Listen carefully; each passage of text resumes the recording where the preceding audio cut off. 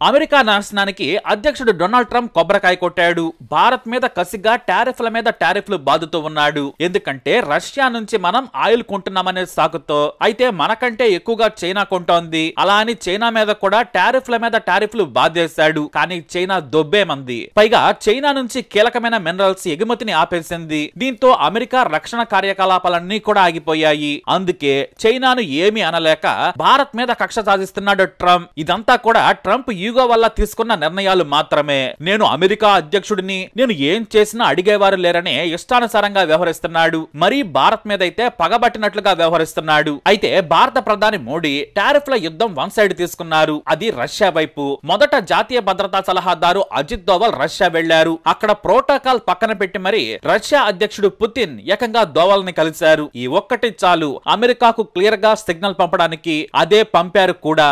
Russia అధ్యక్షుడు Putin భారత పర్యటనకు వస్తున్నారు. పైగా పదే పదే భారత్ తక్కువ ధరకు రష్యా ఆయిల్ కొంటోంది. ఆ డబ్బుతో ఉక్రెయిన్ లో నరమేధన సృష్టిస్తోందని సొల్లు పురాణం చెప్పాడు ట్రంప్. తాను ఎంతమందిని చంపినా బాంబులేసినా కూడా పర్వాలేదంట. సరే, అది నీ మూర్ఖత్వం. కానీ విదేశాంగ విధానంలోకి టారిఫ్లు తీసుకొచ్చి తెలుగు తక్కువ పని చేశాడు ట్రంప్. తాము రష్యా వైపేనని భారత్ అయితే తేల్చి చెప్పేసింది. ఎందుకంటే మనకు మొదటి నుంచి స్నేహితుడు రష్యా. మన మిలిటరీ నుంచి సాంకేతిక పరిజ్ఞానం వరకు కూడా మన ఎదుగుదలకు సాయపడింది. ఇంకా సాయపడుతూనే ఉంది. S-400 సప్లై చేసి మన సైనిక శక్తిని పెంచింది రష్యా.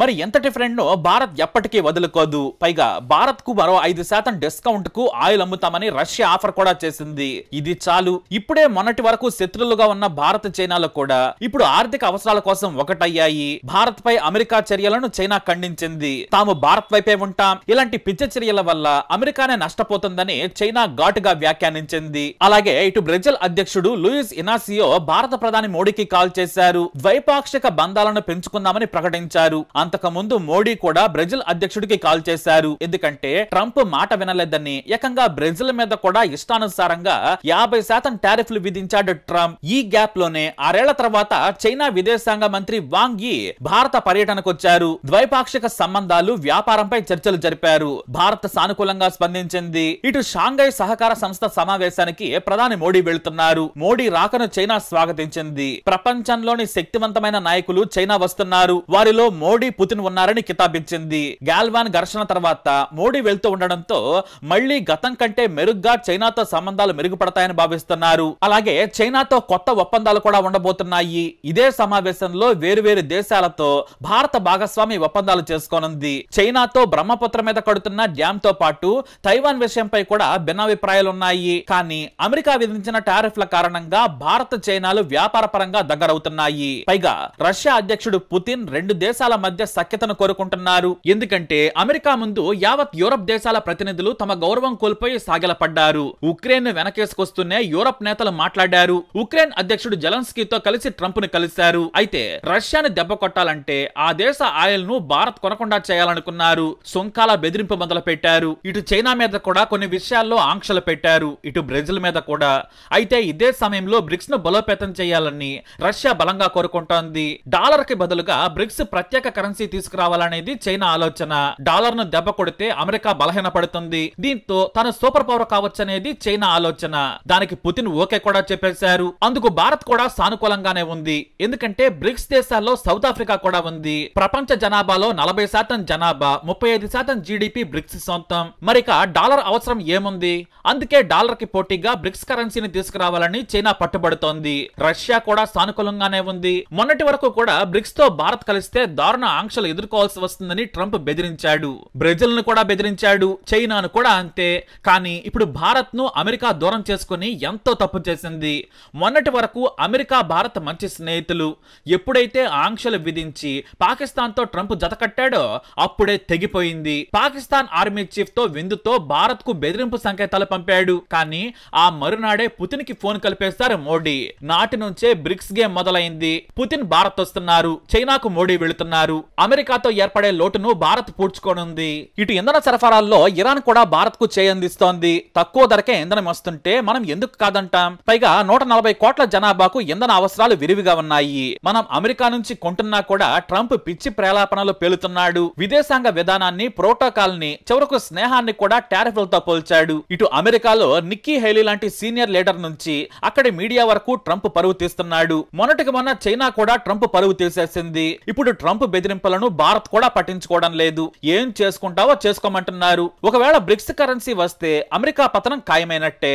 ఇది చేతులా పిచ్చివాడి చేతిలో రాయిలా నాశనం చేస్తున్నాడని అక్కడే మేధావులు ఎంత మొత్తుకున్నా కూడా వినడం లేదు ట్రంప్. అయితే మనకు అమెరికాతో ఎంతో అవసరం ఉంది. అమెరికాతో సాఫ్ట్వేర్ బంధం గురించి చెప్పనక్కర్లేదు.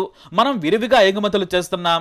ఆ దేశం నుంచి సాంకేతికతను అందిపుచ్చుకుంటున్నాం. ప్రపంచ స్థాయి అమెరికా కంపెనీలకు మన వాళ్లే అధిపతులు. పైగా భారత్ కు అమెరికాతో $40 బిలియన్ మిగులుంది. చైనాతో $100 బిలియన్ లోటుంది. భారత్ అమెరికా కలిస్తే ప్రపంచ భద్రతకు కూడా తోడ్పడుతుంది. కానీ వాటన్నింటినీ గాలి కొదిలేశాడు ట్రంప్. అమెరికా దూరం అయితే మనకు అతిపెద్ద వాణిజ్య భాగస్వామి దూరం అవుతాడు. ఇలా రెండు దేశాలకు ట్రంప్ టారిఫ్లు ముప్పే.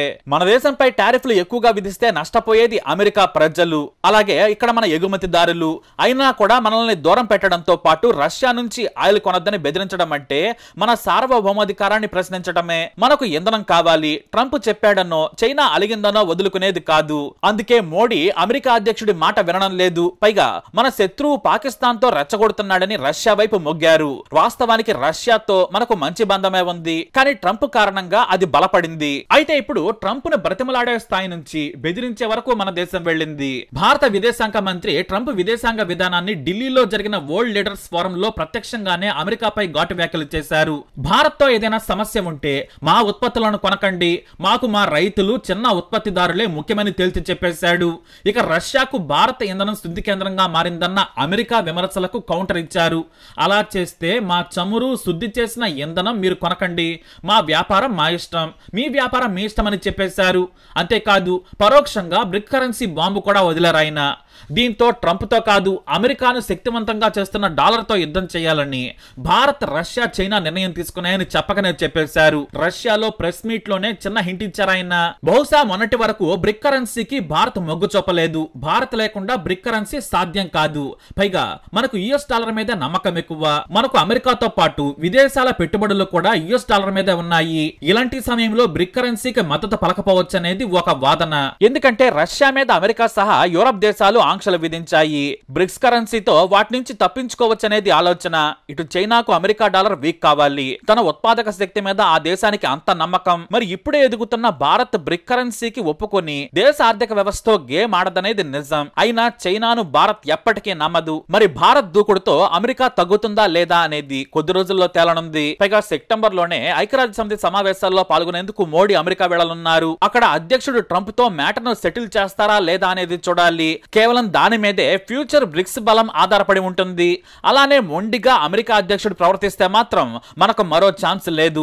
మన మీద ఆంక్షల వరకు అమెరికా వెళితే మన భవిష్యత్తు కోసం మనం కొత్త వ్యూహాలు వేయాల్సిందేననేది వాస్తవం. ఇప్పటి వరకు మోడీ ఆడిన గేమ్ అమెరికాకు షాక్ తగిలేలా చేసింది. ఆ తర్వాత ఎలా ఉంటుందనేది మరో 2 నెలల్లో తేలిపోనుంది. బ్రిక్స్ కరెన్సీ వస్తే అమెరికా ఇక సూపర్ పవర్ ఎంత మాత్రం కాదనేది వాస్తవం. ఆ పవర్ బ్రిక్స్ దేశాల్లోకి రావడం ఖాయం. ఫైనల్ గా చైనాతో ఆర్థిక బంధం బలపడితే మళ్ళీ టిక్ టాక్ ఎంట్రీ ఇవ్వచ్చు. ఎందుకంటే బైట్ డాన్స్ కంపెనీ భారత్ లో సైట్ ని యాక్టివేట్ చేసింది. జస్ట్ కేంద్రం అనుమతించడమే ఆలస్యం. టిక్ టాక్ మళ్ళీ ఊపేస్తుంది అనడంలో సందేహమే లేదు. మొత్తానికి బ్రిక్స్ భవిష్యత్ అంతా కూడా మన దేశం మీద ఆధారపడి ఉంది. మరి ఏం జరగబోతుందో చూద్దాం. మరి ట్రంప్ నిర్ణయాలపై మీరేమంటారు? మీ అభిప్రాయాన్ని కమెంట్ ద్వారా తెలియజేయండి. ఈ వీడియో అప్డేట్స్ కోసం మై ఛానల్ ఫాలో అవ్వండి. అలాగే తప్పకుండా సబ్స్క్రైబ్ చేసుకోండి.